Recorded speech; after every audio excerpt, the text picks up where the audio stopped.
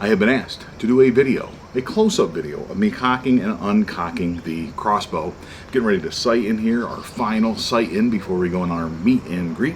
And before I start shooting the crossbow, and I got to tighten the string up, do some stuff like that, a little bit of last minute maintenance before we pack the car and get out of here. I want to film that video about cocking the crossbow. Recurve crossbow, this whole process is different with different recurve crossbows. Some of them have little things in the stock where you mount your string and all that. This is a very old, slow crossbow, of course, so it is a little different than many of them. But I think it's a good, useful product for, or video for people who are asking that question. I would also tell you that with your compound crossbows, some of them today you can decock. Some of them you can't, so you got to watch that. But anyway, this is the process I go through.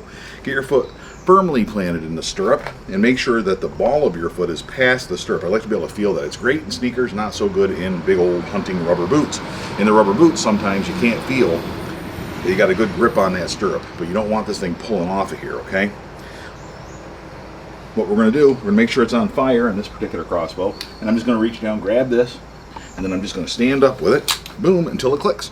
I want to point out that with some of your newer crossbows, if you're pulling up 250 pounds, 275 pounds or something, the draw weight's a lot higher. This is a 175 pound draw weight. Some of your faster, more modern crossbows, you're not going to want to do it this way. Some of them have ham cranks. You're going to want to stick with that because it's a lot of weight, especially when you go to decock it like I'm going to show you now. Now this is 175 pounds, but when I pull the trigger on this and I decock it, it's 175 pounds taken off, so you got to make sure that you're strong enough to hold on to it. I've done this a lot of times. I've always done it this way, so it's not a problem. Again, making sure that your foot is firmly planted here. I'll turn it sideways so you can see what I'm doing here. My foot's in there. This is where all the action takes place. I've got it on safety right now. What I'm going to do, and there's two ways to do this. One is you can hold it up here and fire it and decock and hold on to it here.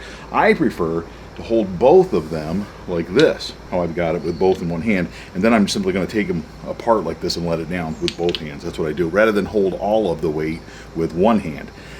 But you can do it either way, okay? And I'll do it both ways. We'll start by doing it this way, okay?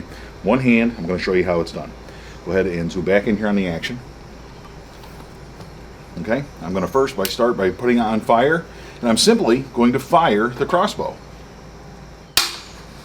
And then, as you can see, I'm just letting it down. Slowly, carefully, and now it's decocked. That's one way to do it. The way that I typically do it, and that you see me do it in the videos, we'll go back in here and we will cock it once again. I simply hold it with both fingers like this. Do you have that in here? Yep. All right.